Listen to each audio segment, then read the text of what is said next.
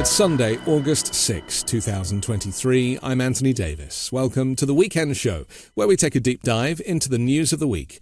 You can support my work and independent journalism at patreon.com/5minutenews. Our guest today is an American historian and cultural critic. She is a scholar on fascism and authoritarian leaders and a professor of history. She's author of 5 books, including Strongmen from Mussolini to the Present. She also writes a regular Substack newsletter entitled Lucid. Ruth Ben-Ghiat, welcome back to The Weekend Show. Thank you. I'm pleased to be here. Now, it's been a very interesting week. Donald Trump pleading not guilty to charges that he orchestrated the plot to overturn the election. The indictment, 45 pages, compelling.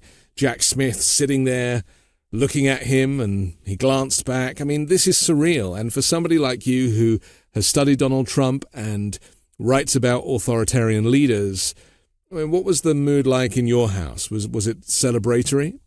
Yeah, I think I was very moved in that this wouldn't be happening in many countries around the world because it can't happen if you don't have a democracy. So that's the fundamental thing. I also thought it was very interesting that the indictment talked so much about his propagandizing, the lies he spread. And I had actually just published a piece in my Substack about how I think we underrate him as a propagandist and how effective he's actually been at that. So those were, some of the initial reactions I had. So Donald Trump pleaded not guilty on Thursday to charges that he orchestrated a plot to try to overturn his 2020 election loss in what U.S. prosecutors call an unprecedented effort by the then president to undermine the pillars of American democracy. The indictment is 45 pages long. Jack Smith accused Trump and his allies of promoting false claims the election was rigged, pressuring state and federal officials to alter the results, and assembling fake slates of electors to try to wrest electoral votes from Joe Biden. The scenes very typically on Thursday were, the news media were filming his Trump jet flying in. They kind of over-dramatized it. They love to they can't let go of the fact that he's like a superstar and his box office. That I find that personally very frustrating because to me he's a criminal and a fascist, and yet why doesn't America kind of still celebrate him despite knowing that, these crimes are so clear, there's so much evidence against him? What is it about the American psyche that seems to, ambulance chase Donald Trump wherever he goes? Yeah, I don't know if it's always celebrating him, but it's paying him so much attention that it feeds into his kind of personality cult. And it's interesting that, he was in New Jersey. He wasn't anywhere near Washington. And he could have just phoned it in on Zoom. That was an option for him. But of course, there's no spectacle of victimhood. And if you do that, and there's two things. Donald Trump is extremely savvy at exploiting moments of spectacle. He's a media guy. So there's both the victimhood, but he also has to seem like the president for the millions of deluded followers who still see him as the president. And that's a prime, if you think like he does, that's a prime occasion to renew the spectacle of this presidentialism, let's call it. So, that's why his jet is called Trump Force One, because it's Air Force One for the actual president. And then he has his motorcade. So, of course, he's not going to be on Zoom. He would have missed all that. I wonder how much of that motorcade, how many of the vehicles are paid for by the federal budget because they're supposed to, and how many of those vehicles are like extra Trump paid for vehicles just to build up that kind of dramatic aspect and the theater of him being a president. Yeah, I don't know, but he's entitled, for the rest of his life, like all past presidents, to Secret Service protection. But the jet he uses the jet in very interesting ways. When he started his campaign, he kicked it off very symbolically in Waco, Texas, which he chose because it's a pilgrimage site of, white extremism, anti-government extremism. And what he did, he came in, he had it on an airfield, near an airfield, and he flew in with Trump Force One. And the whole staging of it, I wrote a lucid column for this too. It reminded me of Triumph of the Will, where Hitler comes down from the skies in the airplane. That's Leni Riefenstahl's film about the Nuremberg rally. And it was very carefully staged, Trump's Waco rally. So he uses the jet. He can get Secret Service protection, but he uses all the other trappings of his personality cult and his status as a billionaire to convince people that he's competent, he's successful, and that he's still their president. I was very interested in what he said. He made a brief statement, didn't he? So, he flew from Bedminster, his golf club, very short flight, and to DC. Shouldn't really have gone in an aeroplane at all. They're not great for the planet, but anyway, and so, as you say, it's all for theatre. And then he went in a vehicle on the interstate, I think it was 395, where you can't really see anything. It's like walled and it's tunneled, and then there's like 3 blocks before you get to the courthouse. He does his courthouse thing, which of course we're not privy to, although the sketches that I've seen by the court sketch artist have been really kind of interesting. And when he reverses that journey and comes back, he gets out of his car before he's getting into the plane, and he makes a short statement. And the first thing he describes is the state of DC. He says it's crumbling, there's graffiti, the walls are falling down, and this is not how I left it, trying to kind of say that Joe Biden can't do kind of basic, civic work. Just tell us what you thought of that statement that he made, and why did he talk about that first? Because there's a couple of end games that the Republicans have. One is the most consequential. They are all hands on deck to prove that democracy doesn't work, that Biden, who, because he's the one there, if it weren't him, it'd be somebody else, but that Biden is incompetent, that only Trump can have infrastructure weak and make everything beautiful and golden and combat crime. And so they plus their allies at Fox and all the other right-wing media, they're constantly giving people this discourse of the urban centers are full of, crime, they're falling apart, they're dangerous. And this is not new. Trump used these images when he did his inauguration speech in 2017. And it was so apocalyptic what he said back then that famously George Bush was sitting in the front row with Michelle Obama, and he leaned to her and he said, it's his language, excuse me, he said, "That's some weird shit," about the inauguration speech, because Trump was depicting this terrible wreck of a nation. And he said the American dream is dead. So that's what he's trying to do, to scare people who don't go to Washington and they can't know that it's fake. It's interesting, isn't it? Because, look, find me a metropolis that doesn't have graffiti. That's the first thing, right? This is, cities have all sorts of people in. But it's just weird that, maybe it's diversion technique, isn't it? Because he doesn't want to talk about what actually happened because it's embarrassing.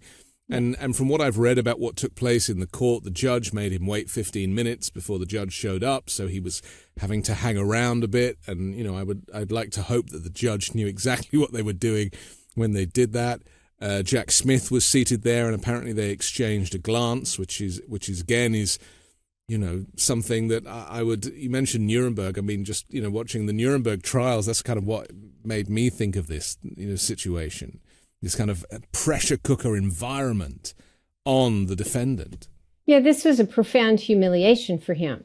So, and nobody, of course, is going to say that in the GOP. And so he has to turn it around and just talk about how competent and indispensable he is instead. Yeah. That's what they do in such situations. If in doubt, mention the graffiti. Always brings up some emotion in somebody. But then he went on to talk about political persecution, and I thought this was interesting because only on Friday, I think it was announced that in the Kremlin, Alexei Navalny, who of course is the political opponent of Vladimir Putin, his sentence was extended by 19 years and sentenced to a special regime with the harshest prison conditions in the country. I mean, this is a guy who was a political opponent, briefly a political opponent of Putin, who they slung into prison without any reason. And Trump is comparing himself effectively to Navalny, but it's completely different, isn't it? Yeah, this is a worrisome political discourse. And again, it's not just Trump, it's backed up by all right-wing media and GOP lawmakers. Each of them have a lot of influence. They're the elite. That democracy is tyranny, that the real danger of authoritarianism comes from the left, and that the Biden, as Marjorie Taylor Greene puts it, it's the Biden regime. And so this is a background discourse. And then January 6th becomes an act of patriotism, and those who are sitting in jail because they were, attacking policemen and trying to, overturn democracy, they become political prisoners.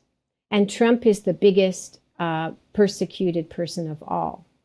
And now that also, so that's part of this turning people away from democracy, making them fear that they're going to be next. And so that's why he's also saying, I'm the victim, but I'm just in the way. They really want you. They're going to come after you next. So if you don't save me, it's going to be, you who might go to jail. And that's very worrying, because that's how you get people to be so afraid that they will, commit violence, or they will do whatever they feel existentially threatened. Let me just read a couple of Trump's Truth Social posts in the last few days. He said on Thursday, he posted, Biden and his family steal millions and millions of dollars, including bribes from foreign countries, and I'm headed to D.C. to be arrested for protesting a crooked election, unfair venue, unfair judge. We are a nation in decline, MAGA. He's not the most eloquent creature, is he? I mean, all of this projection, so many of the things that he refers to, Biden crime family, well, that's been proven not to be true. There are no crimes in the Biden family. Quite the opposite. Biden's been a lifelong public servant, and it was just unfortunate that his son was a drug addict. But ultimately, Trump crime family actually does fit because, of all of these crimes, including at the Trump organization that we have heard about. So just talk to me a little bit about the projection and just switching everything, because we could find out what Trump's true crimes are just by reading his own posts, but changing the person. Yeah, this is the classic. Mussolini did this, as did the early communists and later communists and later fascists. And the reason it's very effective is that every successful authoritarian are really good sloganeers. They have slogans. And Trump is a marketer, and he's extremely skilled as a propagandist. He knows how to have catchy phrases. So Biden crime family, all the things, drain the swamp, which, Mussolini was the first person to say drain the swamp for the same reasons. And then Bolsonaro. So they all use these slogans that are projection, but it works with people because it becomes part of a kind of seamless universe of propaganda and infused with conspiracy theories, so that they are the truth tellers. They are the ones risking their lives to stop the corruption. And in this case, now Trump doesn't invent all these things, nor do most strongmen. The whole thing about the deep state and the corruption of the institutions, that was inherited from the Tea Party and other kind of fringe Republican. But Trump, he kind of capitalized on it and he personalized it, that it's all about him now, that because he's the biggest victim, the deep state is against him. And that's why he says very ominously, if I come back, we're going to destroy the deep state. It's almost like the deep state, I mean, which is basically the federal government. He wants to dismantle the federal government, including the Justice Department. And any department, an individual that has wronged him, he will seek retribution, which is why another Trump presidency would be way worse than what we saw last time, undoubtedly.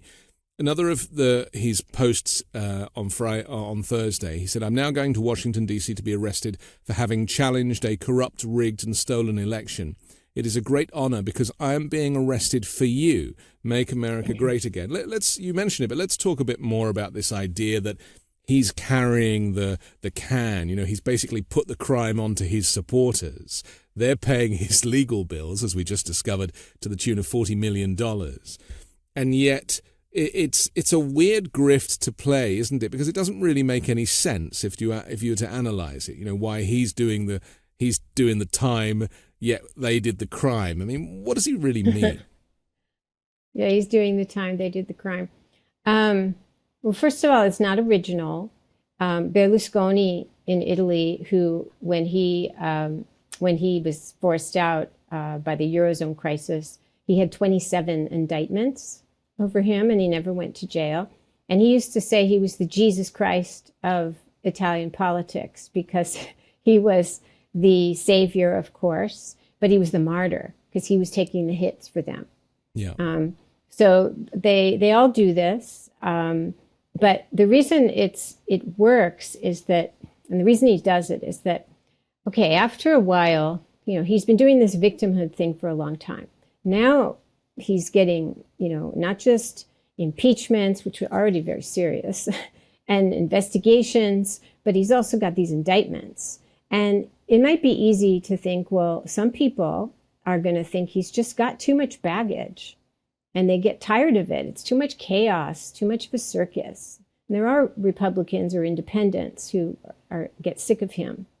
So he has to up the ante. And the way you do that is by making these people feel that they are personally threatened. So it's not just that he's the victim, because they could say, fine, I'm sick of him, let him be the victim. I'll go for Ron DeSantis or whoever. He's got to tell them to keep the bond, keep them tethered to him and loyal. He's got to make them feel that he stands between them and the apocalypse.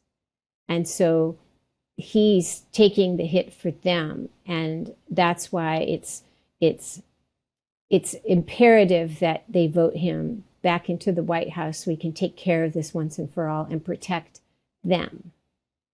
It's so interesting to me because, I've been saying quite a lot recently that Trump's presidency didn't benefit any of his supporters to any tune whatsoever. There was this $1,000 check, this kind of tax rebate, which happened early on with the Trump signature on the check, which was like a stunt to bribe people into thinking that they would be, winning like lottery money while he was the president. But other than that, what I've really come to the conclusion is that it just gave people license to be a bit racist. Just to know that, well, if the president is as rude and aggressive and abusive and goes to police events and tells police, don't worry about them hitting their heads when they get in the back of the car. Do you remember that one? That was, quite frightening. But that was a dog whistle to the police, that brutality was acceptable. I mean, these people, it's a bit like turkeys voting for Thanksgiving, isn't it? They're basically trying to bring back a guy who doesn't serve them. The tax breaks are for the top 1%. The brainwashing is so much so that they really have been used. And I'm just hoping that there's going to come a moment where they might realize that. Do you think this event, this arrest, this arraignment, this upcoming court case might be the thing that makes people realize that they've been sold a lie? Probably not, unfortunately. Yeah. Because it's always bad news. Sorry. It's okay. Because he's, again, as a propagandist, he set up this narrative groove so that everything that happens fits into it. And the bigger the stakes, the more he is persecuted. And so you're going to see And again, it's not just him, it's all of his enablers who have a lot of power. The senators, the most important people in the nation, supposedly, are going to be backing him up on all of this. And in general, it takes, this is the sad, you put your finger on the saddest thing about authoritarians. They have a use and discard philosophy with their followers. And that's not just the kind of masses who go to the rallies. And remember that older people, we discovered that most of his contributions now are coming from retired people. And they're not remembering that, during the last campaign cycle, there were these famous incidents where he had rallies at night, and he left these elderly people out in the cold in the Midwest, and they didn't care what happened to them. They didn't arrange for any transport. So they're literally leaving them stranded. But every authoritarian uses people to get to power, important people, and then throws them under the bus. And they couldn't care less about their followers. Indeed, some of them despise their followers. They see them as dupes. And that's where early on Trump had said, I could run as a Democrat, but Republicans are more stupid. That's a misquote, but that's what he'd said, that it was better for him to run as a Republican because they were more stupid and they would believe his lies, basically. There's a video that I saw a couple of weeks ago of him on his way to a radio interview, but he's like backstage at one of his rally event spaces, and he's walking through with his security detail, and there's a whole bunch of his supporters like waiting back there to kind of meet him, and he does this kind of thing with his arm that suggests he wants this great unwashed moved aside. He doesn't want to get near these people, and then he like stands back and he's like, oh my God, like I'm actually coming up close. I mean, he never goes near his base. I mean, these are the last people that he would ever want to engage with. Well, this is why, and I talk about this in Strongmen too, they not only they in the endings chapter that they despise the people who love them, but they also construct, they stay as far away as they can. So they construct these bunkers, Mar-a-Lago is Trump's equivalent, palaces, compounds, because they're afraid of people too. They're afraid of them. They're afraid they're going to turn on him if they discover that he's lying to them or he's, ripping them off. I always think of Representative Zoe Lofgren, who was on the January 6th committee, and she said the big lie was the big ripoff. And that Trump was sending, the last fundraising email came out like an hour before the violence started on January 6th for that season, that cycle of fundraising. And he's got, he's got his followers paying legal expenses. For a while, he also had the Republican National Convention paying his personal legal expenses. So all of this is just a giant machine to make his life easier. And that's what this genre of authoritarians do. They arrange everything, eventually institutions, so that it solves their personal problems. On Thursday, the moment that he was arraigned, a message went out, text message went out, to emails to all his supporters with a photo of him looking like, he's imprisoned and with a slogan saying, donate now, like a get out of jail card, donate now. And it was immediate. I mean, as you said, the machine is there. And in fact, they probably, as you said, enjoyed this whole theater of the arrest because it represents several $1 million to them in revenue. Oh, totally. And this is why people don't like to hear this, because psychologically, he's so upsetting, because truly there's never been anyone like Trump in the White House, either a Republican or Democrat. He transcends political parties. He's so criminal in so many areas. Really, there isn't any area of his personal or political or business life where he hasn't committed crimes. So people don't know really what to do with this. And so it's easier to say, oh, he's just a clown. We don't have to take him seriously. And so when I say that I think he's one of the most important propagandists of the early 21st century, people think I'm crazy. But consider this, that I don't know of another instance where somebody in a democracy with a very open media environment was able to pull off mass deception on this scale. He convinced, I don't know the exact number, is it 50 million, is it 40, is it 60 million, but a lot of people, again, in a democracy with lots of choice of what they read and watch, he convinced them that they shouldn't believe their own eyes and ears, and they should think that he won the election. I don't know of anyone else who's done that. Now, even Berlusconi, who had a cult and did many of the same things, he owned all the private TV networks in Italy. And of course, he gave them to his kids as a kind of, he still controlled them. But so Berlusconi had enormous, and he owned all the TV advertising. Now, Trump didn't even have that, and yet he's such a good propagandist, such a good sloganeer, and he had help, but so did Berlusconi. So he's not to be underestimated in any way. We have to take a quick break for our sponsor, but I want to come back and talk about fascism and how we connect the kind of historical fascism to the kind of fascism that Donald Trump represents here on The Weekend Show. Did you know that your temperature at night can have one of the greatest impacts on your sleep quality? If you wake up too hot or too cold, I highly recommend you check out Miracle Made's bed sheets. Inspired by NASA, Miracle Made uses silver-infused fabrics and makes temperature-regulating bedding, so you can sleep at the perfect temperature all night long.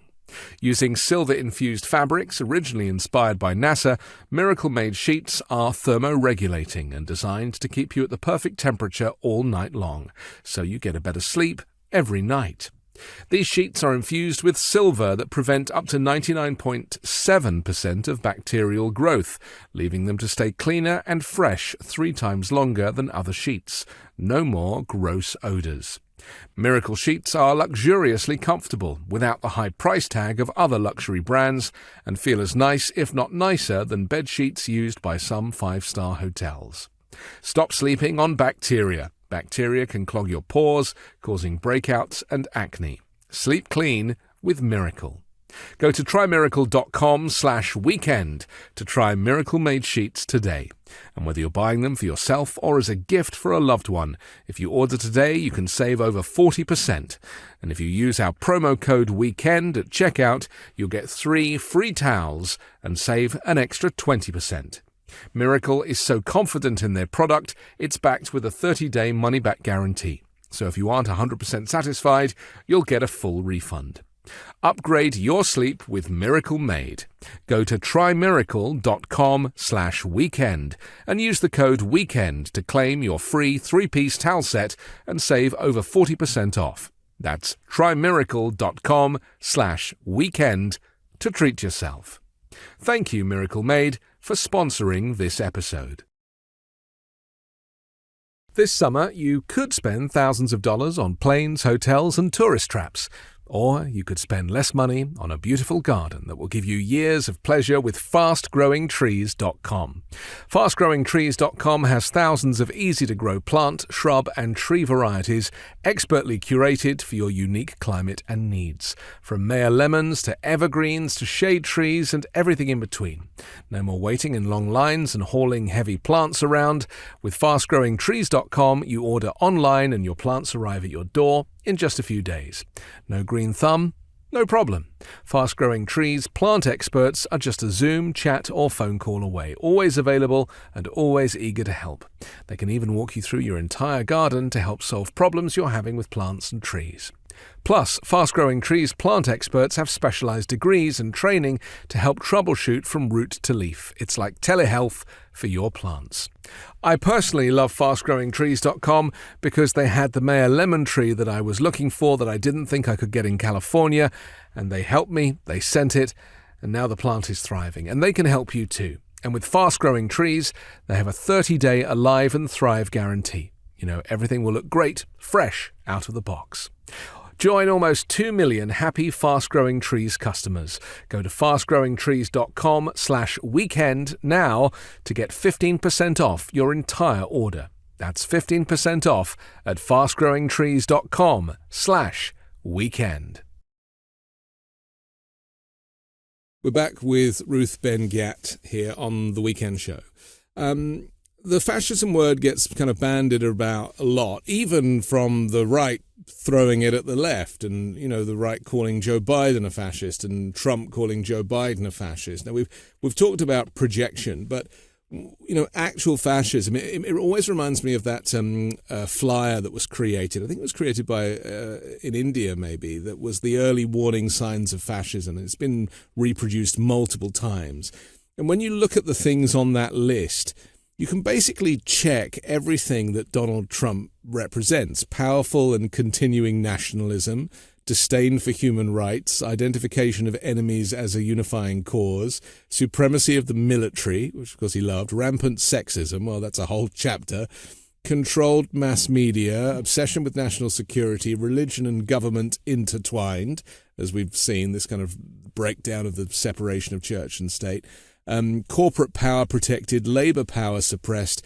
disdain for intellectuals and the arts, obsession with crime and punishment, rampant cronyism and corruption, and finally fraudulent elections, which is the one that he's up in front of the judge for. I can't really believe, because I moved to the US for 2 weeks of Obama just before Trump's inauguration, so I planned to live in this very forward-thinking, free country. And 2 weeks later, I basically got all of those things on that list. I mean, how much of it is Donald Trump wanting to replicate fascist leaders of history versus it just coming from the dirtiest and darkest place within him? I don't think he's wanting to replicate historical fascism, because he just wants as much power as he can get.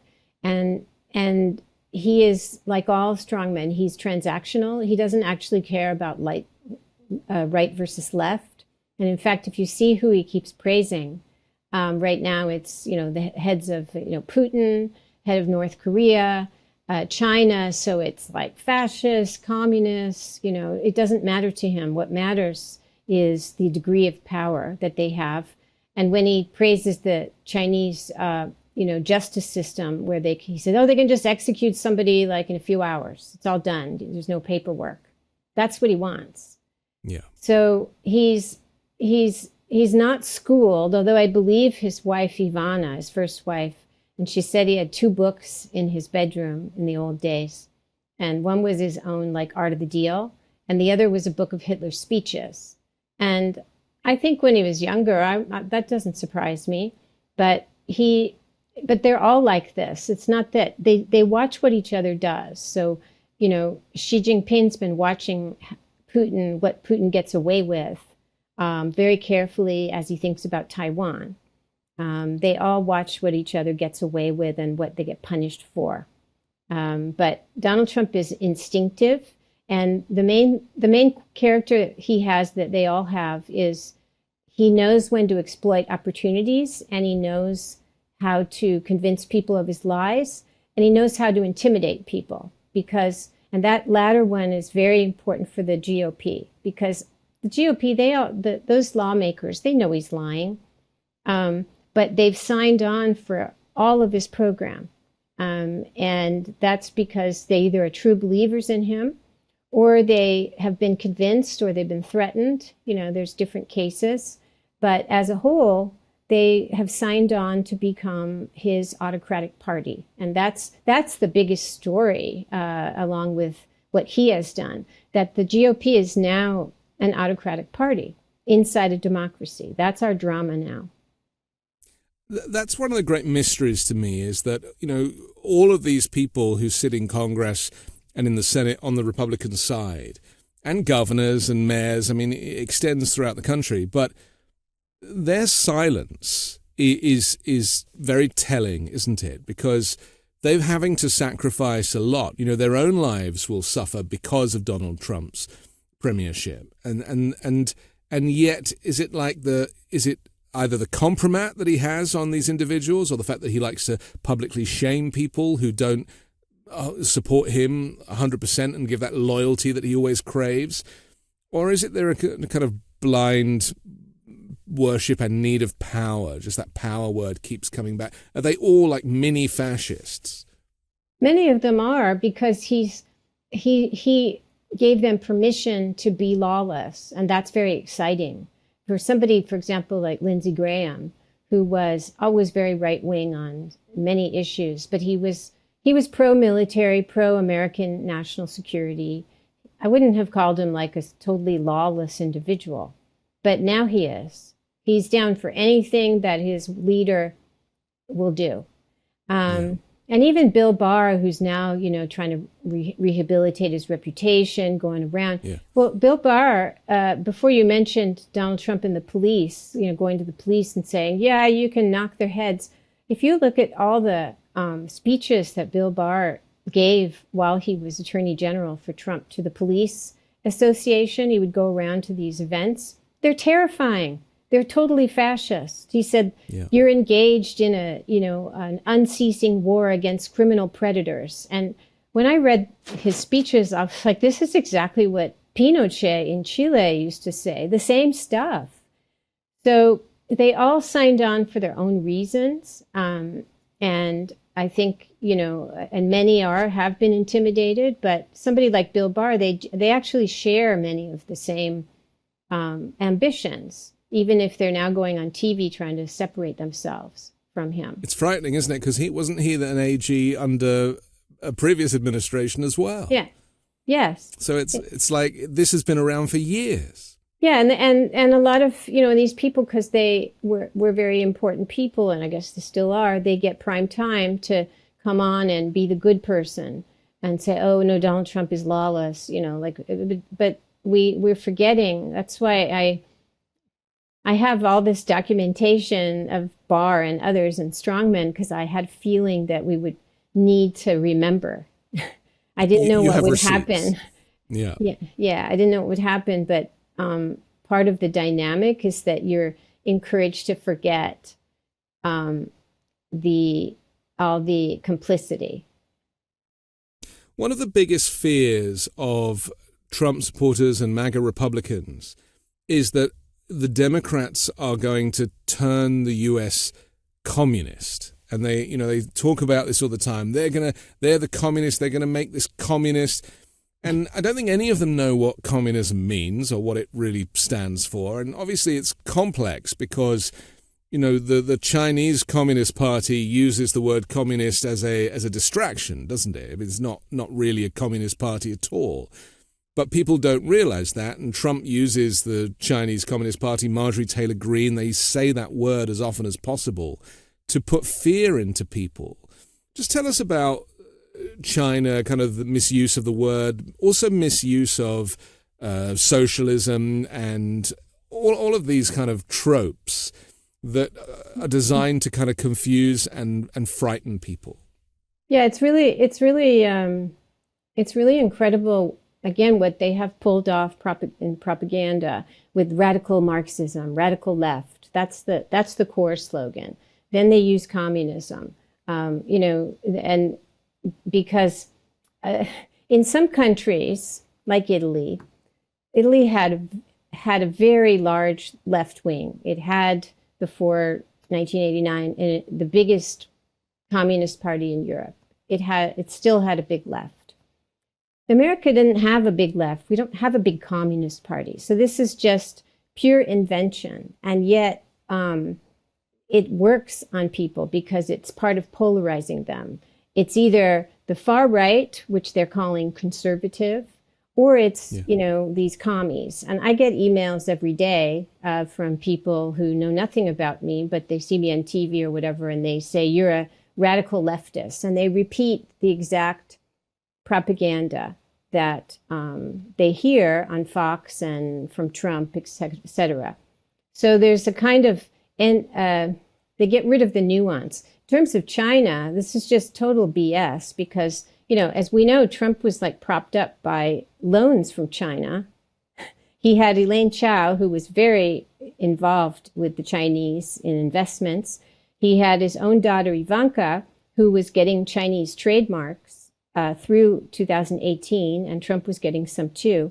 So these people are in bed with China financially.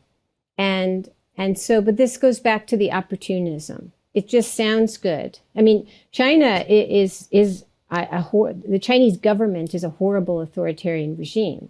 And it's doing a huge amount of damage all over the world, in my opinion, as a scholar of authoritarianism.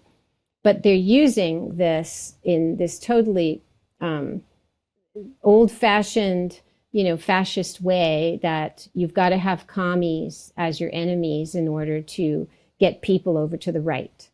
That's the playbook. It's very interesting, isn't it? Because, what I've learned of American English, it's very kind of literal.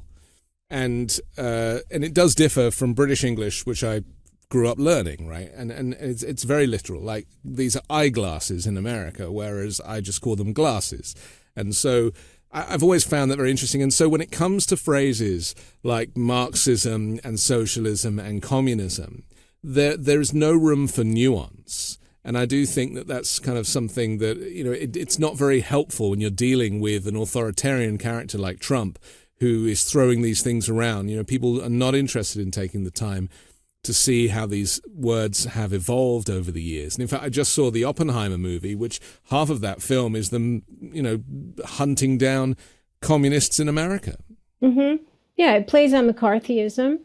And so this is what Trump is doing. He's taking this authoritarian playbook, which has been everywhere, plus he's resurrecting things that are particular to America, like McCarthyism, the history of Jim Crow, segregation, that particular racist history.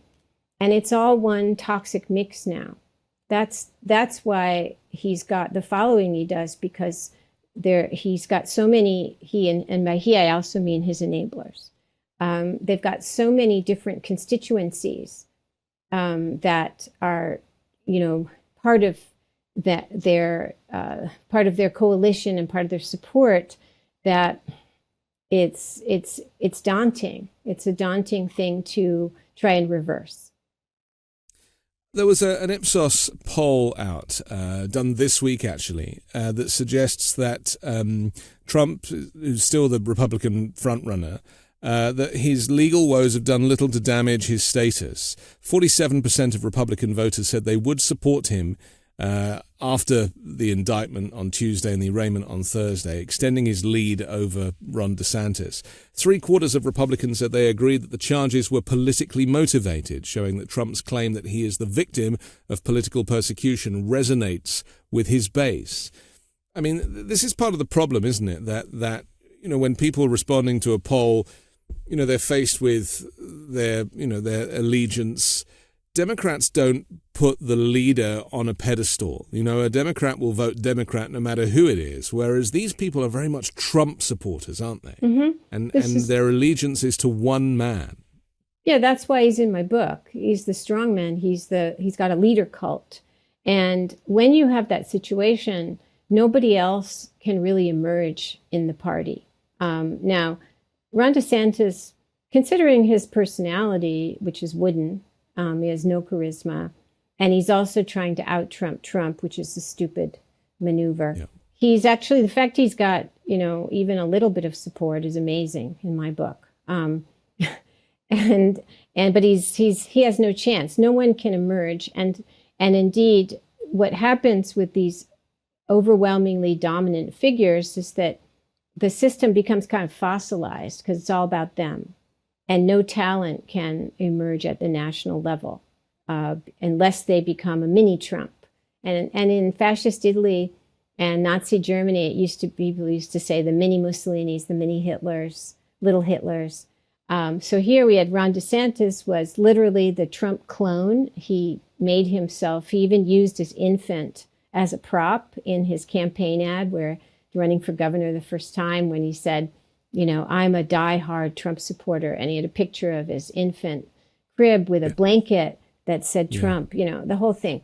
So that's what happens. All you can do is have imitators of the big man. And ultimately, that's terrible for the party.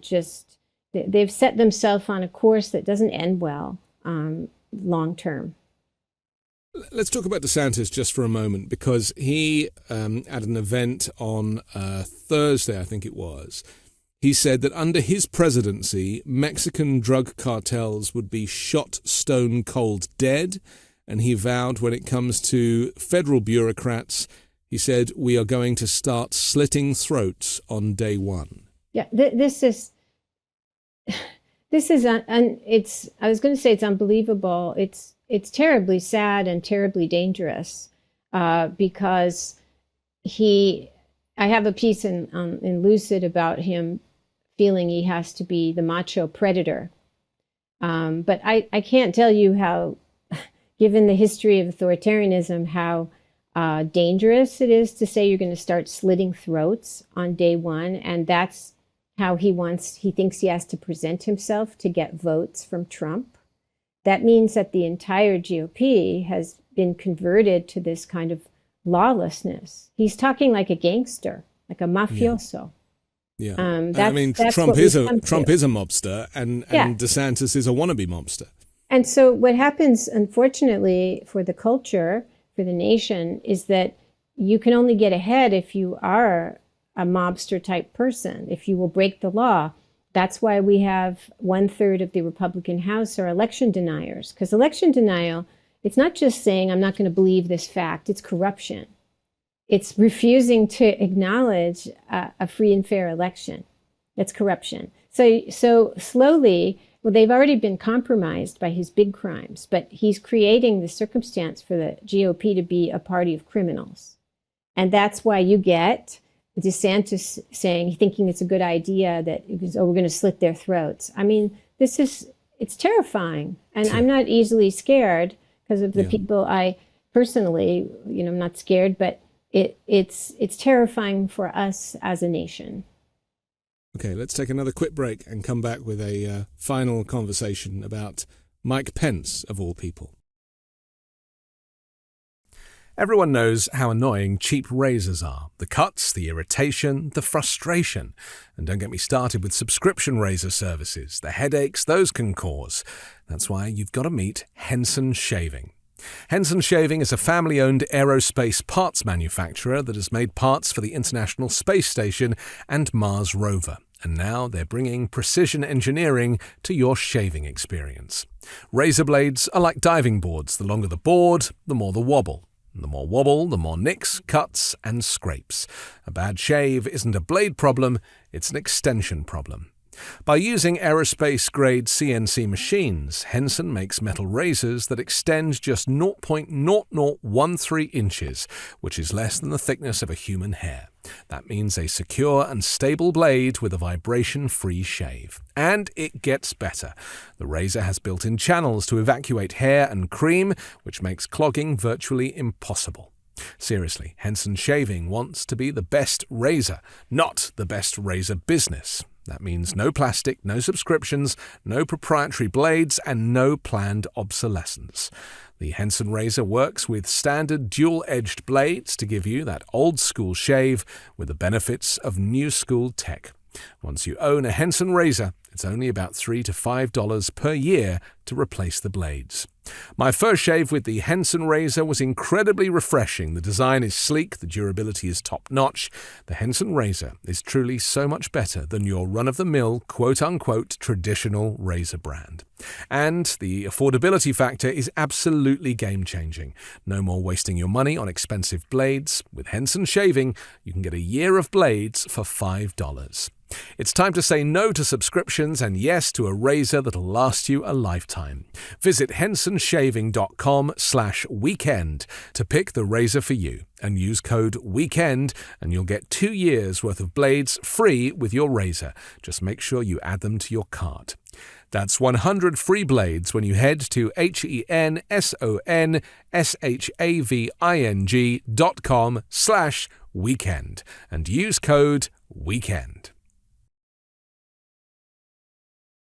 Maybe you're like me and you sometimes struggle with what to wear, finding pieces that go together and the hassle maybe of changing clothes for different activities.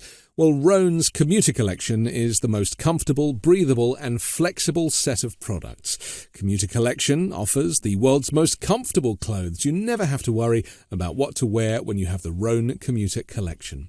And with Rhone's wrinkle release technology, wrinkles disappear as you stretch and wear the products. With Gold Fusion anti-odor technology, you'll be smelling fresh and clean all day long, and on top of that, Rhone is 100% machine washable, so you can ditch the dry cleaner altogether. I personally love feeling fresh. I love a technical fabric, and that makes me kind of confident knowing that the clothes are looking after themselves. Well, the commuter collection can get you through any workday and straight into whatever comes next. Head to rhone.com/weekendshow and use promo code weekendshow to save 20% off your entire order. That's 20% off your entire order when you head to Rhone, RHONE.com/weekendshow and use code weekendshow. It's time to find your corner office comfort.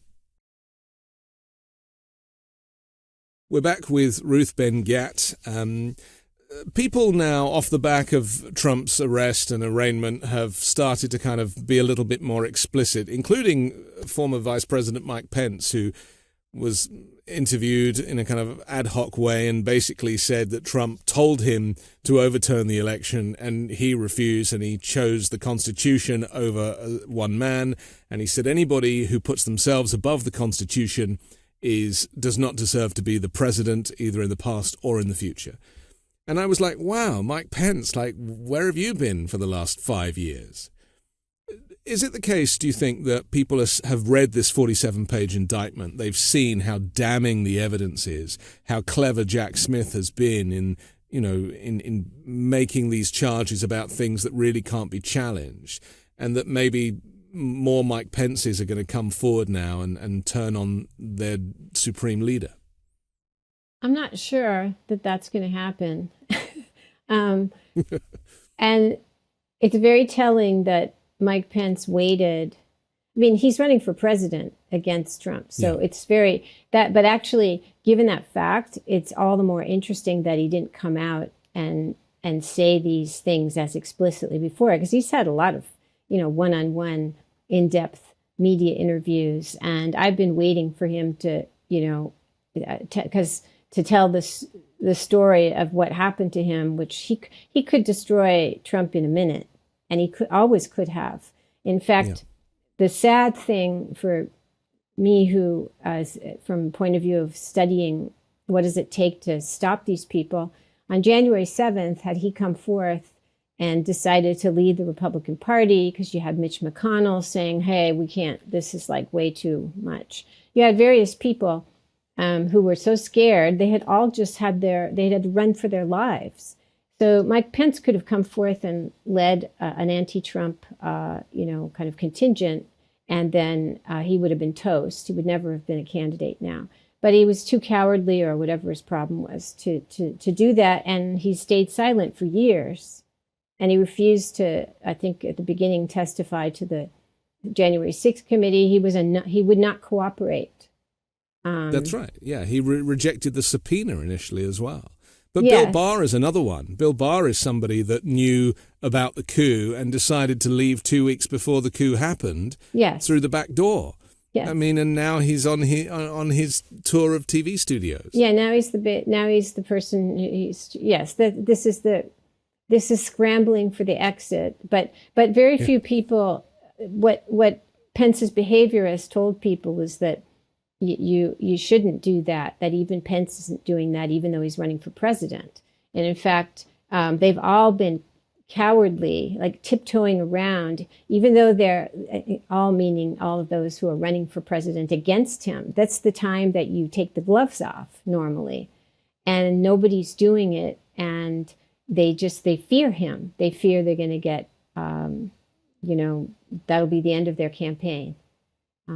he still wields so much power, even despite all of these charges. Because don't forget, there's also the stolen documents case. We've got Fani Willis and Georgia. And this is what's so clever about this. Do you think, just finally, like a prediction-wise, with all of these different cases in different jurisdictions in Florida and DC and Georgia, do you think that this house of cards is going to topple? Will there ever come a point where Trump will go quietly, whether it be in handcuffs or just skulking back to Mar-a-Lago, and the whole presidency will be over, or the bid for presidency, or will he just run from a prison cell and that's what America's new chapter will look like? Yes, he will never ever retreat. He will never surrender, because everything he's built so far would be in vain. He would become irrelevant if he's not running. And also the main thing is that the playbook is the more legal troubles you have, the more you've got to get back into power to shut it all down. That's what Netanyahu who has 3 indictments against him. And he got back into power and he immediately tries to have, quote, judicial reform. And so what they want is to take away the independence of the judiciary so that all of their troubles will go away. And so Trump, he will not back down at all. And he loves Bibi, or talks about him all the time. And America is a supporter of the Netanyahu regime and Israel.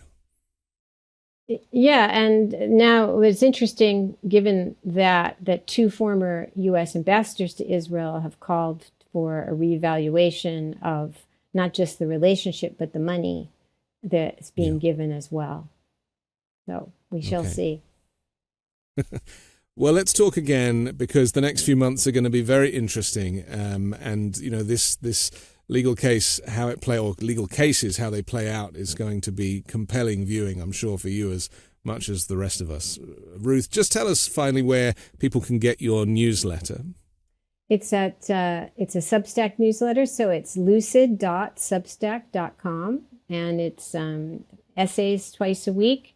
And if you become a paying subscriber, I have these weekly live Q&As, which are very popular, where I answer questions and we have great discussions. Amazing. Ruth Ben-Ghiat, thank you for joining us. I'm Anthony Davis. Don't forget to support me at patreon.com/5minute news and download the daily 5-Minute News podcast, which drops every morning. Join me next week with a brand new special guest and more factual news stories to discuss on the 5-Minute News Weekend Show with Midas Touch.